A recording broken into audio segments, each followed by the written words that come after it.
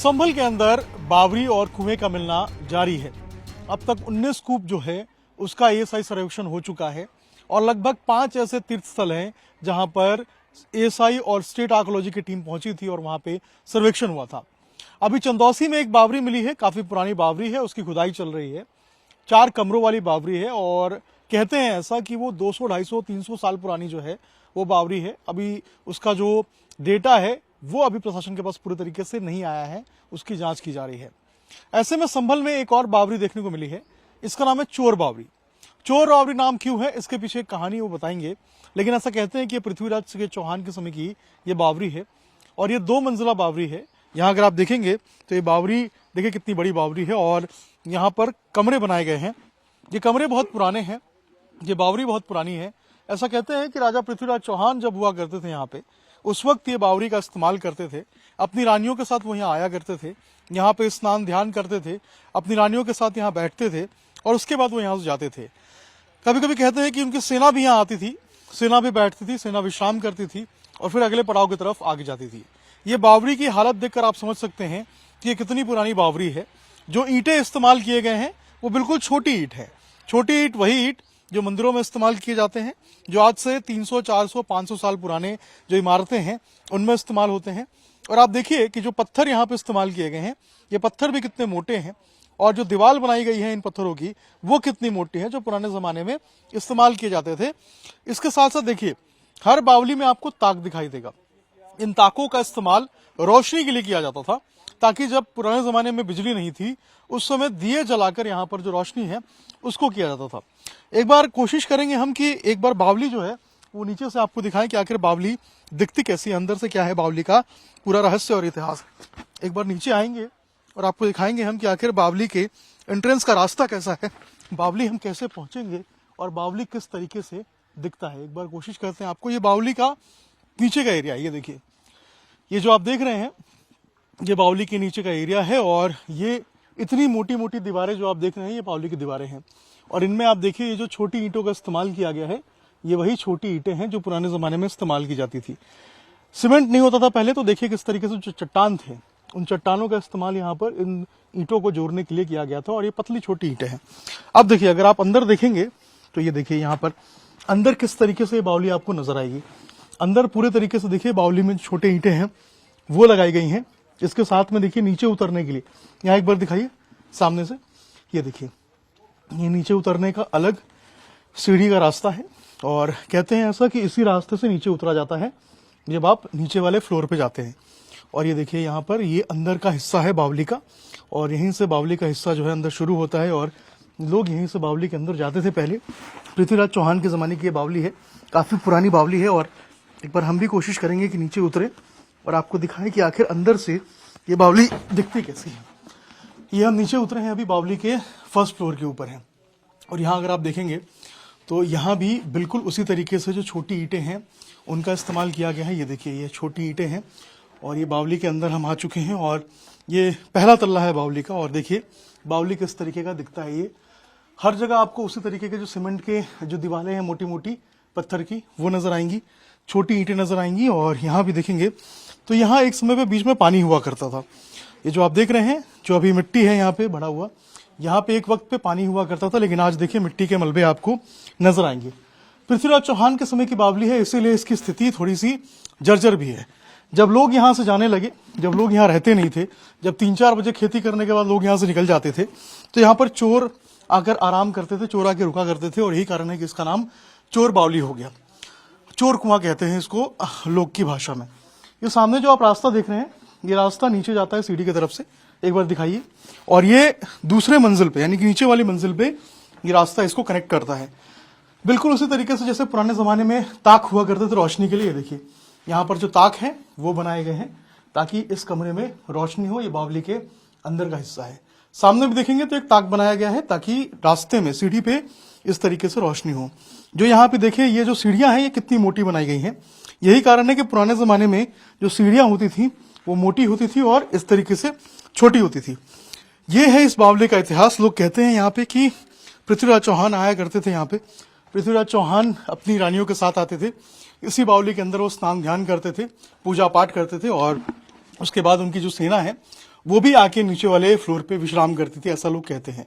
काफी शानदार बावली है, काफी बड़ा बावली है, और ऐसा कहते हैं कि ये 3 मंजिला है, यानी कि 2 मंजिल ऊपर है और नीचे पूरा कुआं बनाया गया था। लेकिन अब स्थिति में है बावली, आपके सामने है। अब लोग कहते हैं कि प्रशासन जो है वो यहाँ पर इस पर ध्यान दे, इसका सर्वेक्षण कराए, इसका निरीक्षण कराए, और उसके बाद इस बावली को उसी तरीके से खूबसूरत बनाए जैसे बाकी बावलियों को किया जा रहा है, और इसका भी पुनर्विकास हो ताकि लोग यहाँ पे आए और अपने इतिहास को समझ पाए। भारत की आजादी के बाद किस तरीके से भारत के योद्धाओं को भुलाया गया, किस तरीके से उनके नाम को मिटाया गया, इसका जीता जागता उदाहरण अगर आपको देखना हो तो ये बावली देखिए। ये पृथ्वीराज चौहान की बावली है, लेकिन इसका नाम है चोर कुआं। अगर इसकी कहानी मैं आपको बताऊं तो आपको भी शायद सुन के हैरानी होगी कि आखिर एक महान योद्धा, एक भारत का महान वीर, जिसके नाम से पूरी दुनिया जो है वो जानी जाती है, जिसका नाम पूरी दुनिया गर्व से लेती है, उसके नाम के बावली के ऊपर ये चोर का नाम क्यों पड़ा। ये कहानी ऐसे शुरू होती है कि पृथ्वीराज चौहान यहाँ इस बावली में जहां मैं मौजूद हूं, संभल का इलाका है ये, और इस संभल के इसी बावली में आया करते थे। इसी बावली के अंदर पृथ्वीराज चौहान नहाया करते थे। ये जो आप जमीन देख रहे हैं, जो मिट्टी देख रहे हैं जहां मैं अभी मौजूद हूं, ये दरअसल उस समय मिट्टी नहीं हुआ करती थी, उस समय यहाँ पर पानी हुआ करता था। ये जो मिट्टी आप देख रहे हैं नीचे, ये जो मलबा आप देख रहे हैं, ये उस वक्त नहीं हुआ करता था। यहाँ सुंदर एक बावली हुआ करती थी, लेकिन जैसे जैसे वक्त बीतता गया, इस सुंदर बावली को मिट्टी के इस मलबे में तब्दील कर दिया गया। ये कमलपुर सराय है, जिस एरिया में मौजूद हूं मैं। कमलपुर सराय संभल का वो इलाका है जहां पृथ्वीराज चौहान यहाँ पर आके रुका करते थे, यहाँ पर नहाते थे, उनकी सेना नहाती थी, उनकी रानियां भी आती थी, ऐसा कहते हैं, और उसके बाद यहाँ आकर वो विश्राम करते थे। यहाँ अगर आप देखेंगे तो यहाँ कमरा नुमा देखिए, जो आकृतियां हैं वो बनाई गई हैं, यानी कि आप देखकर कह सकते हैं कि यहाँ पर इस तरीके से पार्टीशन हुआ करता था। एक तरफ जो पुरुषों के लिए, एक तरफ महिलाओं के लिए, ऐसा बताते हैं लोग कि दोनों तरफ जो है वो पार्टीशन हुआ करता था। एक तरफ रानियां रहती थी और दूसरी तरफ जो है वो यहाँ पर पृथ्वीराज चौहान, कभी उनकी सेना अलग अलग जो फ्लोर्स हैं उसके ऊपर विश्राम करते थे, नहाते थे। लेकिन आज अगर स्थिति यहाँ की देखेंगे तो देख के आप दंग रह जाएंगे, हैरान रह जाएंगे, क्योंकि ये स्थिति बिल्कुल चौंकाने वाली है। आजाद भारत में किस तरीके से हमारे वीर योद्धाओं के नाम को मिटाया गया, कैसे उनकी पहचान को छुपाया गया, और कैसे उनसे जुड़े हुए तमाम वो मॉन्यूमेंट्स जिनके उनकी शान बढ़ती, जिनसे उनका नाम बढ़ता, उसको मिटाने की कोशिश की गई। अब सोचिए अगर यहाँ के लोगों को पता चलता कि ये पृथ्वीराज चौहान की बावली है, तो वो खुशी होकर यहाँ पे आते। जो लोग यहाँ पर संभल में आते हैं उनको ये बात मालूम होती है कि संभल पृथ्वीराज चौहान की राजधानी हुआ करती थी। वो पृथ्वीराज चौहान जिन्होंने कई सारे लोगों के, कई सारे आक्रांताओं के, जिन्होंने भारत पे आक्रमण करने की कोशिश की, भारत पे कब्जा करने की कोशिश की, अतिक्रमण करने की कोशिश की, उनके दांत खट्टे किए, वो पृथ्वीराज चौहान की ये बावली है। लेकिन इस बावली को चोर बावली बना दिया गया, क्योंकि इसकी देखरेख नहीं हुई। आजादी के बाद कोई इसे देखने वाला नहीं था, इसको पूछने वाला नहीं था, इसको समझने वाला नहीं था, और इसको वापस से इसके पुनर्स्थान पे, इसके वापस इसके जिस तरीके से बावली हुआ करता था वैसा इसको बनाने वाला कोई नहीं था। मैं सवाल पूछना चाहता हूं तमाम उन लोगों से, भारत की जनता से, कि क्या अगर ये अकबर की बावली होती, क्या ये अगर बाबर की बावली होती, तो शायद इसकी स्थिति कैसी रहती। ये नॉर्मल सा सवाल है जो लोगों को अपने आप से पूछना पड़ेगा कि क्या ये अगर मुगलों का स्मारक होता तो शायद इसका जो है वो कहीं ना कहीं इसका ढांचा कुछ और होता, शायद इसकी अभी तक जो है उसकी रूपरेखा अलग होती, अभी तक इसका जो कायाकल्प है वो हुआ होता। लेकिन इस बावली को देखिए, अंदाजा लगाइए कि ये बावली किस स्थिति में है और आखिर क्यों है। सबसे बड़ा सवाल है कि क्यों है, किसने अनदेखा किया आजादी के बाद। क्या पिछली सरकारों ने इस बावली की तरफ ध्यान नहीं दिया? क्या पिछली सरकारों ने पृथ्वीराज चौहान के नाम को मिटाने की कोशिश की? बड़ा सवाल यह है कि अब आखिर धीरे धीरे करके जो खुदाई हो रही है, जो संभल के अंदर जो सनातन के निशान मिल रहे हैं, या संभल के अंदर जो पुराने जमाने के जो राजा हुआ करते थे, महाराजा हुआ करते थे, पुराने जमाने के जो भारत के वीर थे, जब उनके निशान मिल रहे हैं, तो आखिर ये पहले क्यों नहीं हुआ? आखिर भारत में इन योद्धाओं को इस तरीके से, इनकी निशानियों को इस तरीके से क्यों छिपाया गया, क्यों दबाया गया? आज ये बावली इस कंडीशन में क्यों है? ये बड़ा सवाल है जिसे भारत की जनता को अब पूछना पड़ेगा उन तमाम लोगों से जिन्होंने भारत में इन तरीके से, जो भारत के वीर थे, इनके नाम को छिपाने की कोशिश की।